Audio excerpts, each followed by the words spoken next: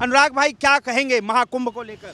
देखिए, महाकुंभ में जो भगदड़ हुई, इसका सीधा सीधा जिम्मेदार सरकार और प्रशासन है। क्योंकि व्यवस्था में रात में ही कहा, जो सोवत है वो खोवत है। कुछ देर बाद भगदड़ होने वाली है। किसने बोला? अनुराग ओझा ने बोला नहीं, आपने बोला नहीं, वहाँ के लोग, प्रशासन लोग बोल रहा था कि जो जागत है वो पावत है, जो सोवत है वो खोवत है। भगदड़, आप बताइए, BVIP इसका मेन कारण। अगर BVIP सुविधा न दी जाती तो ये ना होता। आप बताइए कि माता हमारी माँ है गंगा, यमुना हमारी माँ है, सरस्वती हमारी माँ है।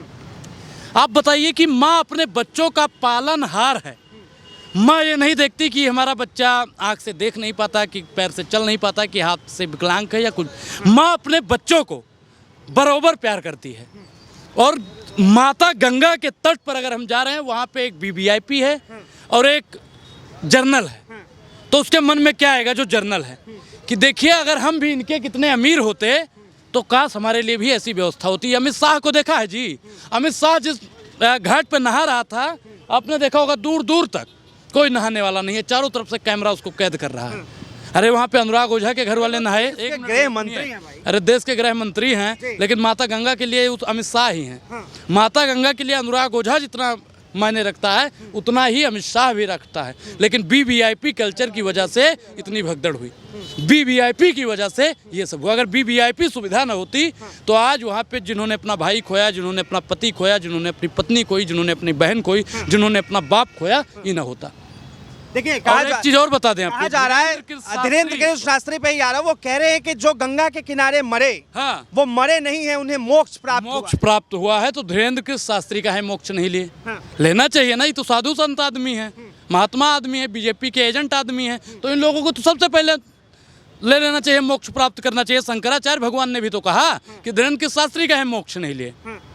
धीरेन्द्र शास्त्री ले लेते तो हम लोग भी सोचते भैया मोक्ष प्राप्त हो। एक चीज नहीं समझ में आ रहा है भाई, बताइए, कि अगर प्रयाग कुंभ जाऊं तो मोक्ष प्राप्त करूं, कुंभ न जाऊं तो देशद्रोही कहलाऊं।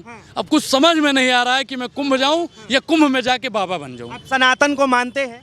बिल्कुल, मैं सनातनी हूँ, ब्राह्मण है, मैं ब्राह्मण हूँ। तो आप फिर कुंभ जा सकते हैं? ये आप तय करेंगे कि मैं कुंभ जाऊंगा कि नहीं जाऊंगा। आपने 144 साल बाद होगा, आपने पढ़ा होगा कि मन चंगा तो कठौती में गंगा, मन चंगा तो कठौती में गंगा, कठौती में गंगा। तो हम लोग तो हमारे घर पे हम लोग जब जाते हैं प्रयागराज नहाने, तो बाल्टी मतलब डिब्बे में कैन पूरा भर लाते हैं और डेली 2 बूंद डाल के नहाते हैं, और पूरा गंगा गंगा है। जहाँ चाह लो कि यहाँ गंगा है, वहीं मेरी माँ गंगा उत्पन्न हो जाएंगी। विपक्ष के नेता पर सवाल उठ रहा है कि कहीं ना कहीं इस भगदड़ के पीछे अखिलेश यादव का। अरे भाई, ये कैसे ही अखिलेश यादव कैसे हो गए, भी राहुल गांधी कैसे हो गए? आप बताइए कि इन लोगों को कैसे जिम्मेदार? इनकी सरकार में भी हुआ था। आप बताइए कि आजम खान ने इस्तीफा दे दिया था कि नहीं दिया था? अब अगर तनिक भी शर्म बची है उत्तर प्रदेश के योगी आदित्यनाथ में, जो वहाँ के मुख्यमंत्री हैं, उनको इस्तीफा दे देना चाहिए। वो इस्तीफा नहीं दे रहे, इससे साफ स्पष्ट हो रहा है कि वो सत्ता के नशे में चूर हो चुके हैं।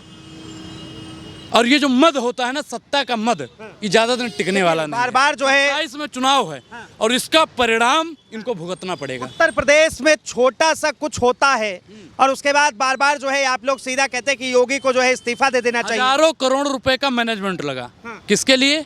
BVIP के लिए। आप बताइए कि अमित शाह जाते हैं, VIP कल्चर। जो अनुपम खेर जाते हैं, VIP कल्चर। अडानी अंबानी जाते हैं, VIP कल्चर। और जो आम जनता जाती है, वो साहब PC जाती है। इससे पहले जो सरकारें थे उनके टाइम में जो VIP कल्चर नहीं होता था? इतना VIP कल्चर, इतना VIP कल्चर कि दूर दूर तक जहाँ आपकी नजरें जाएगी, वहाँ तक कोई नहाएगा ही नहीं उस घाट पर। माता के लिए मैंने भैया शुरू में क्या बताया कि माता अपने पुत्र को एक समान प्यार करती है, भेदभाव नहीं करती है। अब जैसे मैं आपको एक उदाहरण से समझाऊंगा। मुखिया कौन होता है? उत्तर प्रदेश का मुखिया कौन है? नहीं है, कौन है? योगी आदित्यनाथ है। हमारा मुखिया कौन है? मुंह। अगर मेरा ये हाथ नहीं काम करेगा तो क्या मुंह कहेगा कि हम इसको एनर्जी नहीं देंगे, पोस्टिंग नहीं देंगे ना? तो VIP कब से आ गया भाई? भगवान के यहाँ जाने के लिए जो है आप लोग सुनिए पहले, भगवान के यहाँ जाने के लिए BVIP कल्चर ये लोग ला रहे हैं। आप बताइए ये लोग पास कब से बनाने लगे? सीधा वहाँ पे इनका कोई कनेक्शन, सुनिए पहले, इनका वहाँ पे कोई कनेक्शन हो गया है कि फला आदमी जाएगा तो उसको मोक्ष प्राप्त होगा, फला आदमी जाएगा तो उसको नरक भेजा जाएगा, वहाँ भी इनका कनेक्शन हो गया है जी। इस देश के प्रधानमंत्री, इस देश के गृह मंत्री जितने भी और हैं, एक चीज और बता दें, किसी भी धीरेन्द्र शास्त्री ने जो कहा कि जो नहीं जाएगा वो देशद्रोही कहलाएगा। नरेंद्र मोदी जी जाने वाले थे और मीडिया बड़का 10 तारीख को जाने वाले। नहीं जाएंगे। अच्छा, अब आप बताइए, जो बड़का बड़का मीडिया कह रहा है नरेंद्र मोदी नहीं जाएंगे, तो अगर नरेंद्र मोदी नहीं जाते हैं तो वो क्या कहलाएंगे धीरेन्द्र शास्त्री के हिसाब से? क्या कहलाएंगे महाराज? वो भी बताना पड़ेगा आप मीडिया वालों को। अनुराग ओझा नहीं जाएगा तो देशद्रोही, और प्रधानमंत्री जी नहीं जाएंगे तो वो भी तो कुछ हुए ना तो जी। हो सकता है ना कि वो काम में उनका शेड्यूल नहीं बन पाएगा उस तरह से। आम पब्लिक को मौनी अमित शाह के दिन सबसे ज्यादा बुलाने का अगर किसी ने काम किया तो धीरेन्द्र शास्त्री है, और इस भगदड़ का 3 लोग जिम्मेदार हैं, धीरेन्द्र शास्त्री, योगी आदित्यनाथ और वहाँ की प्रशासन। करे कि ये पूरा का पूरा जो है प्रशासन और धीरेन्द्र कृष्ण शास्त्री की जो है कहीं ना कहीं प्रशासन वैसे कहा जाता है कि उत्तर प्रदेश पुलिस जब अपने आप पे आती है तो पत्ते को भी नहीं हिलने देती है। आप बताइए कि पुलिस के सामने ही पुलिस की बैरिकेड को, पुलिस की जो केबिन बनी होती है, सबको तोड़ा जा रहा है, और वो लोग खामोश। वहाँ के भाई बेकाबू थी, भीड़ इतनी थी, इतना जन सैलाब था कि काबू में नहीं आ रहा था। प्रशासन क्या कर रहा था? मलाई खा रहा था जी। तो कहीं ना कहीं जिम्मेदारी सब लोग। देखिए, लेकिन बार बार जो है जिस तरह से योगी पे सवाल उठता है, उन्होंने संवेदनाएं प्रदेश की संवेदनाएं से कुछ नहीं होता। मैं आंख में थोड़ा सा बाम लगा के रोने लगूं तो इससे हमारा भाई लौट आएगा? योगी जी बाम लगा के बिल्कुल रो रहे हैं, ड्रामा कर रहे हैं योगी जी। योगी जी अगर वाकई में इंसानियत जिंदा है तो उनको इस्तीफा देना चाहिए।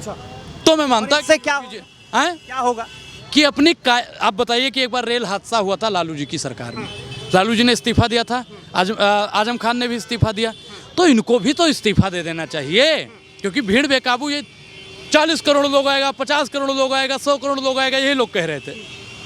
ये तो तमाम विपक्ष यही कह रहा है कि अब जो है इस्तीफा दे देना चाहिए, इस्तीफा दे देना चाहिए। बिल्कुल इस्तीफा देना चाहिए, या फिर जो अधिकारी इसके दोषी हैं उनके ऊपर कार्रवाई करनी चाहिए। देखिए, पहले ये इस्तीफा दें, उसके बाद में जो सत्ता में आएगा उन पर भी कार्रवाई होगी। अच्छा, क्योंकि कार्रवाई तो बिल्कुल होनी चाहिए, लेकिन पहले कार्रवाई योगी आदित्यनाथ जी को इस्तीफा देकर ही। देखिए, जिस तरह से एक रिपोर्ट आई कि 30 लोगों की जो है मृत्यु हुई, नहीं मरे हैं, ज्यादा लोग मरे हैं। सही आई, देखा होगा आपने, एक पत्रकार को किस प्रकार से धमकाया जा रहा था, पुलिस वाले भी उसको खदेड़ रहे थे, जो अस्पताल के लोग थे वो भी खदेड़ रहे थे। 30 लोगों का आंकड़ा नहीं है, आंकड़ा एक काफी संख्या में है। प्रयागराज में महाकुंभ में काफी संख्या में लोग मारे गए हैं, और वाकई में भगवान उनको शांति प्रदान करें, अपने श्री चरणों में स्थान दें। लेकिन जो भगदड़ हुई है उसकी जिम्मेदारी कौन उठाएगा? कौन इसकी जवाबदेही तय करेगा? देखिए, सरकार को करना चाहिए। सरकार खामोश है, रोने से कुछ नहीं होता है।